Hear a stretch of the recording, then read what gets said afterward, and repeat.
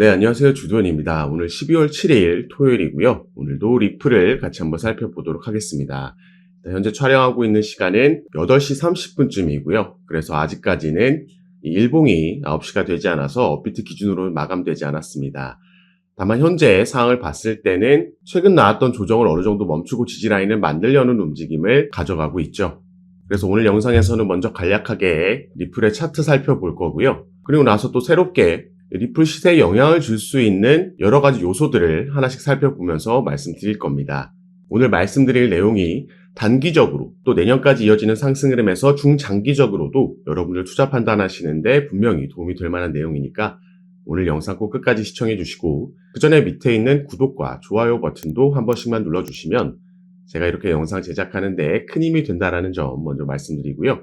추가로 영상 밑에 더보기란 클릭하시면 제가 이렇게 링크를 2가지 남겨놨습니다. 현재 여러분들께서 영상을 핸드폰으로 시청하고 계시다면 위에 있는 첫 번째 모바일 전용 링크 클릭하시면 되시고 컴퓨터로 시청하고 계신 분들은 밑에 있는 PC 전용 링크를 클릭하시면 제가 운영하고 있는 무료 정보방에 입장하실 수 있으십니다.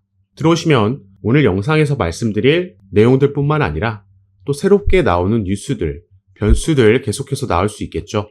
오늘도 이런 이슈들에 어떻게 대응하면 좋을지 실시간으로 구체적인 타점까지 공유해드리면서 함께 매매에 도움을 드리고 있으니까 여러분들께서도 이런 정보들 가장 빠르게 받아보시면서 투자 판단에 참고하시고 매매 진행하시면 더욱 좋을 것 같습니다. 자, 그럼 다시 리플의 차트로 돌아와서 최근 흐름 살펴보도록 하겠습니다. 자, 리플은 11월 이후에 트럼프가 당선되고 나서 엄청난 급등을 보여줬습니다.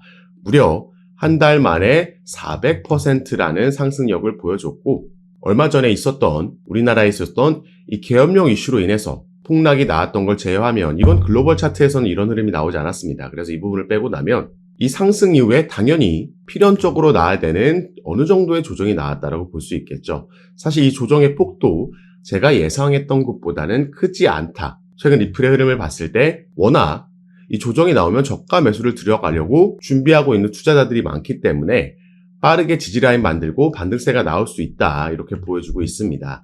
다만 만약에 여기서 추가로 조정이 나오게 된다라고 하면 이때부터 만들어낸 상승력에 대해서 우리가 이런 피보나치 되돌림 수열을 적용시켜 볼 수 있겠고요. 저점부터 고점까지의 상승 이후에 고점을 확인하고 나서 어디쯤 지지라인 만들고 반등이 나올까 확인해 보자면 자, 현재 위치는 236 라인에서 반등이 나오고 있는 모습입니다. 고점 대비 23.6%가 빠진 라인이라는 거고 이건 최근 상승력에 비하면 큰 조정이 아니죠. 통상적으로 이 피보나치 되돌림 수열에서는 이 382 라인과 618 라인이 가장 강한 저항과 지지 역할을 해줍니다. 그래서 만약에 조정이 크게 온다라고 하면 2,000원까지도 갈 수 있다는 게 되겠지만 현재 상황에서는 아직까지는 이런 큰 폭의 60%라는 조정이 올 것 같지는 않고요. 추가 조정이 나온다면 382 라인 부근에서는 지지를 만들지 않을까. 아니면 지금 위치하고 있는 236 라인에서도 지지 만들고 반등이 나올 수가 있겠다 보여지는 부분입니다. 다만 이렇게 최근 조정이 나온 그 이유도 분명하기 때문에 여기에 대해서 살펴볼 필요가 있겠는데 우선 비트코인이 달러로는 10만 달러 위에 올라갔다가 내려왔고요. 업비트 기준으로도 신고가를 다시 한번 경신하는 움직임을 보여줬습니다. 그래서 비트코인의 도미넌스 차트를 봐도 이 하락하고 있던 도미넌스 대략 62% 정도에서 54% 정도까지 하락을 했다가 어느 정도 반등하는 모습이 이때 나왔었습니다. 그리고 이렇게 비트코인의 도미넌스가 반등하고 신고가를 경신할 수 있었던 데에는 미 연준의 파월 의장의 발언이 있었죠. 비트코인을 금과 비교하면서 디지털 금이다라는 발언을 하면서 비트코인에 힘을 실어줬고 또 트럼프 대통령이 당선 전부터 얘기했던 여러 암호화폐 관련된 공약들 중에 이 비트코인을 미국의 전략 준비 자산으로 지정하겠다라는 공약이 있었죠. 그리고 이걸 지금 국회에서 비트코인 법이라고 해서 추진을 하고 있습니다. 간략하게 설명해 드리자면 미국 정부가 매년 20만 개의 비트코인을 사들이겠다. 이걸 5년 동안 해서 총 100만 개의 비트코인을 매수한 이후에 최소 이걸 20년 홀드하겠다라는 겁니다. 자, 이렇게 되면 엄청난 양의 비트코인이 20년 동안 묶인다라는 거죠. 이건 남아있는 유통 물량에 대한 가치와 희소성도 상승하고 또 거래에 안정감을 줄 수 있는 하나의 장치다라고 볼 수 있겠습니다. 이런 이슈들로 인해서 비트코인이 최근 상승력을 보여줬는데 자, 확실히 일단 도미넌스가 많이 내려온 상황이고요. 비트코인의 도미넌스가 내려온다라는 건 슬슬 자금의 재분배로 인해서 이게 알트코인들의 순환매, 알트 시즌이 시작될 수 있다는 걸 의미합니다. 알트 시즌이 시작되면 리플이 다시 한번 상승력을 보여줄 수 있다, 이렇게 볼 수 있겠는데, 자, 최근 리플에게 가장 또 호재였던 소식은 SEC 위원장이 교체되고 차기 SEC 위원장 폴 애킨스가 임명이 된 거였습니다. 이전에 부시 행정부에서 SEC 위원을 지냈던 인물이고 상당히 친암호화폐적인 인물로 꼽히고 있기 때문에, 그리고 SEC와 리플은 이 소송으로 지금 엮여 있으면서 애킨스 부임 이후에 이 소송이 어떻게 마무리될 거냐, 여기에 우리가 주목해 볼 필요가 있겠죠. 합의로 끝날 건지 아니면 SEC에서 자체적으로 이 소송을 취하할 건지, 어쨌든 이제는 이 소송이 리플의 발목을 더 이상 잡지 않을 것으로 보이기 때문에 리플은 최근 상승력을 만들어낸 거였고, 트럼프 행정부는 SEC 위원장을 임명한 이후에 이제 또 다른 주요 보직인 크립토 차르, 이 암호화폐를 거의 총괄하는 위치라고 볼 수 있는 크립토 차르도 임명을 했습니다. 이전에 하마평에 오르던 인물 중에는 크립토 대디라고 불리는 지안 카를로스도 있었고, 그 중에 하면 브래드 갈링하우스, 리플의 CEO도 있었죠. 그런데 결국에 트럼프가 임명한 인물은 데이비드 sak스라는 이전 페이팔의 임원으로 있었던, 또 지금 코인 시장에 있는 이 제로엑스라는 코인의 프로젝트 고문으로 있는 인물입니다. 당연히 이 사람도 암호화폐 업계에 종사하고 있기 때문에 친암호화폐적인 인물이다라고 볼 수 있겠고요. 이전에 이 인물이 리플 관련해서 발언한 바가 있습니다. 자, 2023년 7월 14일, 작년 7월에는 SEC와 리플의 약식 재판 판결문이 나왔던 시점이죠. 그래서 이때 아날리스 토레스 판사가 판결을 내렸었는데 부분 판결이 나왔었습니다. 자, 1차 시장에 판매된, 기관들에게 판매된 XRP는 증권이다. 그리고 2차 시장, 개인들에게 거래소에서 판매된 XRP는 증권이 아니다라는 부분 판결이 나왔는데, 자, 시장은 여기에 더욱더 주목하고 있었기 때문에 당시에 리플이 단기적인 상승력을 보여줬었죠. 그리고 이번에 크립토 차르로 임명된 데이비드 sak스라는 인물이 당시에 리플이 소송에서 승리했다라고 발언을 했습니다. 그는 판결이 리플의 주장을 뒷받침하면서 XRP가 증권이 아님을 입증했다라고 평가했죠. 그리고 이번 당선 이후에도 암호화폐 업계가 요구해왔던 규제 명확성을 확보할 수 있도록 법적 프레임워크를 마련해 힘쓸 거라고 얘기한 만큼, 사실 이미 코인 시장의 상승 사이클은 시작이 됐지만 오히려 내년이 더 기대되는 인사 지명들이 이어지고 있는 겁니다. 그리고 아까 말씀드렸던 이 비트코인 도미넌스 관련돼서 하나만 더 살펴보자면요. 지금 슬슬 이제 아까 말씀드렸듯이 이런 추세로 넘어가고 있는 겁니다. 미국의 기업들은 알트 시즌을 이미 준비하고 있는 모습이 나오고 있다라는 거죠. 그리고 여기서 당연히 시장은 리플에 주목을 할 수밖에 없는 상황입니다. 조금 전에 말씀드렸듯이 리플은 이제 SEC와의 소송으로부터 자유로워질 거다라고 대부분의 투자자들이 판단을 하고 있고요. 이 소송이 종료가 되면 우리가 가장 크게 기대해 볼 수 있는 게 바로 이 부분이라고 볼 수 있겠죠. 자, 트럼프 당선으로 암호화폐 기업들의 IPO 가능성이 커졌다라는 겁니다. 자, 간략하게 ICO와 IPO라는 용어 설명해 드리자면, ICO는 이 XRP, 코인이 암호화폐 거래소에 상장되는 걸 의미하는 거고요. IPO는 이 코인을 발행하는 발행사, 여기 같은 경우에는 리플랩스가 되겠죠. 리플랩스가 주식시장, 나스닥에 상장하는 걸 의미합니다. 이게 엄청난 파급력을 가지고 올 수 있는 호재라고 볼 수 있겠고요. 그래서 사실 이 부분은 이전부터 계속해서 주목을 받아왔었습니다. 자, 작년에 나온 기사인데 이때도 리플의 IPO 가능성이 기대감을 받았었죠.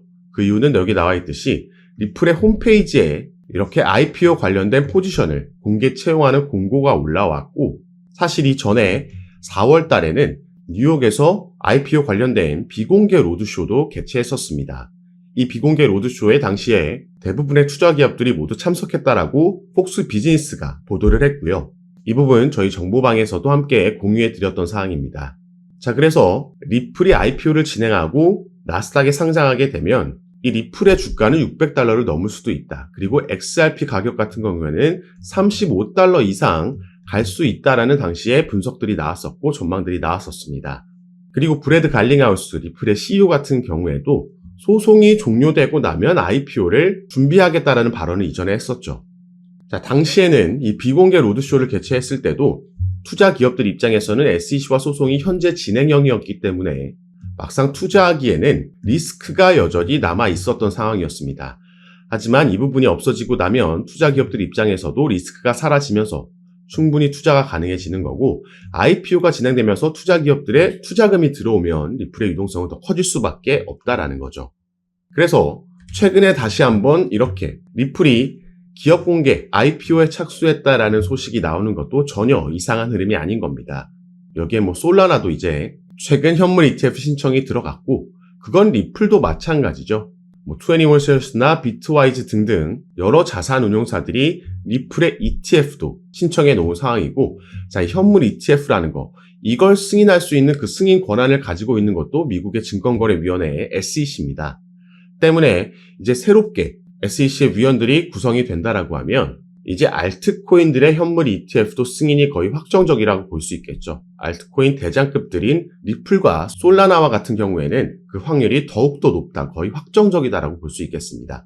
자, 그럼 이런 상황에서 애초에 코인 시장의 상승을 작년 말부터 이끌었던, 그리고 그 상승 재료는 바로 비트코인의 현물 ETF였죠. 이걸 신청했다라는 소식이 전해졌을 때부터 상승력이 나왔던 건데요. 이 전에도 사실 여러 자산 운용사에서 비트코인의 현물 ETF는 신청했었지만 전부 SEC에 의해서 반려당했던 상황입니다. 그런데 이런 상승력이 나왔던 건 바로 블랙록이라는 이 세계 최대의 자산 운용사가 신청했다라는 소식이 전해졌기 때문에, 그리고 이전에 블랙록은 이 ETF 신청 건들에 대해서 승인율을 무려 99% 자랑하고 있었기 때문에 기대감이 더 컸었던 거죠. 그리고 지금 상황에서 이제 블랙록은 리플의 현물 ETF도 준비하고 있는 모양새가 나오고 있습니다. XRP의 ETF가 오고 있고요. 블랙록, 여기에 JP 모건까지 거론이 되고 있는데, 자, 세계 최대 자산 운용사인 블랙록은 무려 9트릴리온 달러, 이게 9조 달러라는 거고요. 9조 달러는 한화로 무려 1경이 넘는 어마어마한 금액입니다. 이걸 XRP에 투자하겠다라는 거고 엄청난 유동성이 확보가 되겠죠.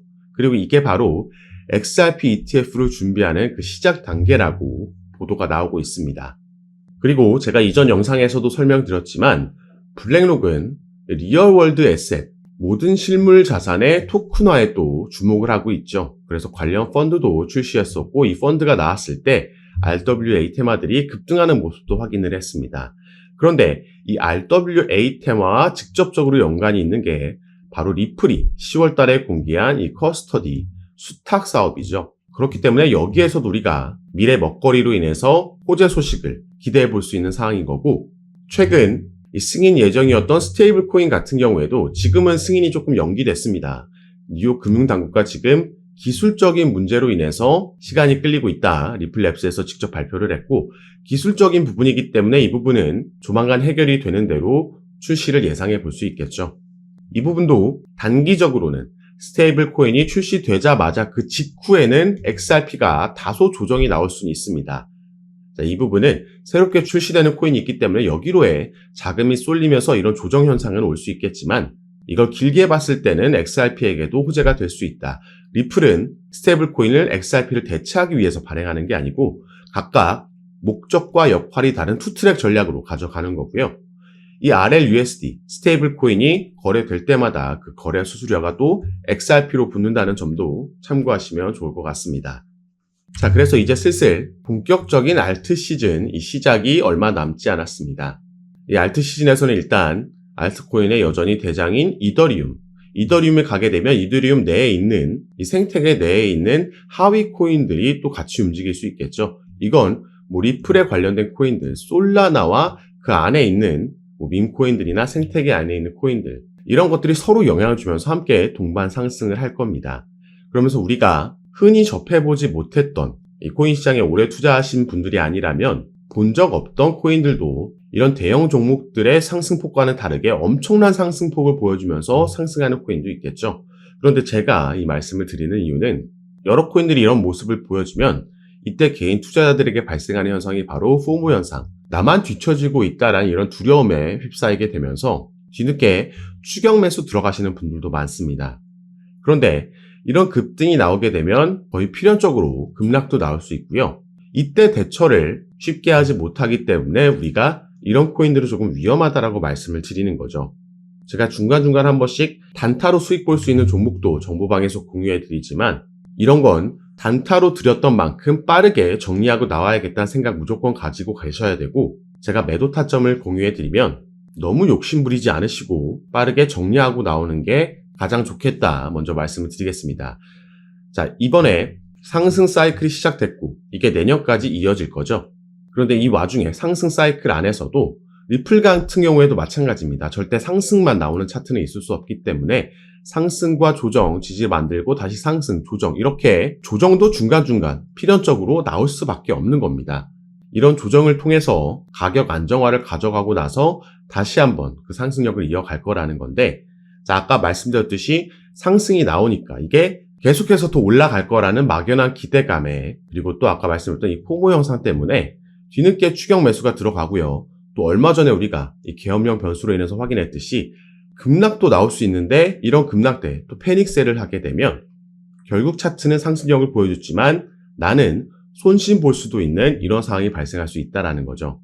그렇기 때문에 이런 개별적인 이슈를 아는 것도 중요하지만 거시적인 전체적인 흐름을 파악하고 우리가 사이클 안에 지금 어느 위치에 와 있는가를 아는 게 중요합니다.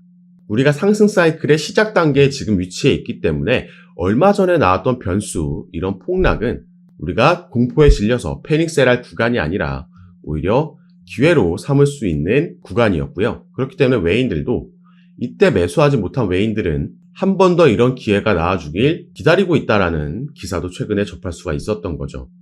그래서 계엄령 이슈가 터졌던 수요일 저녁에는 제가 저희 정보방에서 가장 빠르게 대응을 도와드렸습니다.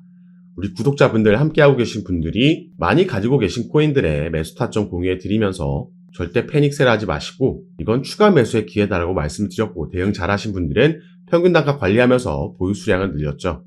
자, 이 부분은 평균 단가가 조금 올라간다라고 해도 보유 수량을 늘리는 게 지금 시점에서는 상당히 중요한 부분입니다. 자, 내가 100만원 가지고 20% 수익 보는 것보다 1억 가지고 1%만 수익 봐도 훨씬 더 큰 금액의 수익을 볼 수 있는 거죠. 물론 이건 조금 극단적으로 비교한 거지만 그만큼 보유 수량을 늘리는가 중요하다라는 거고, 아무 데서나 추가 매수 들어가는 게 아니라 이런 조정이 나왔을 때 확실하게 지지라인 만드는 타점을 확인하면서 들어가셔야겠다. 그리고 이런 부분 제가 정보방에서 전부 무료로 운영하면서 공유해드리고 함께 매매를 진행하고 있으니까 여러분들께서도 이런 정보들 받아보시면서 투자 판단에 참고하시면 더욱 좋을 것 같습니다. 그리고 아까도 말씀드렸듯이 정보방 참여하시는 방법은요, 영상 밑에 제가 이렇게 링크를 2가지 남겨놨습니다. 현재 영상을 핸드폰으로 시청하고 계신 분들은 위에 있는 모바일 전용 링크, 컴퓨터로 시청하고 계신 분들은 밑에 있는 PC 전용 링크 클릭하시면 제가 운영하고 있는 무료 정보방에 입장하실 수 있습니다. 들어오시면 새롭게 나오는 뉴스들, 변수들 공유해 드리면서 우린 여기에 어떻게 대응하면 좋을지 구체적인 타점까지 공유해 드리면서 함께 매매를 진행하고 도움드리고 있는 방이니까 여러분들께서도 들어오셔서 이런 정보들 실시간으로 받아보시고 투자 판단에 참고하시면 더욱 좋을 것 같습니다. 올 4분기부터 내년까지 이어지는 코인 시장의 강세장에서 우리가 대응 잘하면 크게 수익 볼 수 있는 그 기회, 사이클이 돌아온 거니까요. 저와 함께 조금 더 안전하게 알맞게 대응하시면서 꼭 큰 수익 얻어가시는 시간으로 함께 만드셨으면 좋겠습니다. 자, 그럼 오늘 영상도 끝까지 시청해 주셔서 너무 감사드리고 저는 다시 카톡방에서 여러분들 대응 도와드리고 상담 도와드리면서 찾아뵙도록 하겠습니다. 감사합니다.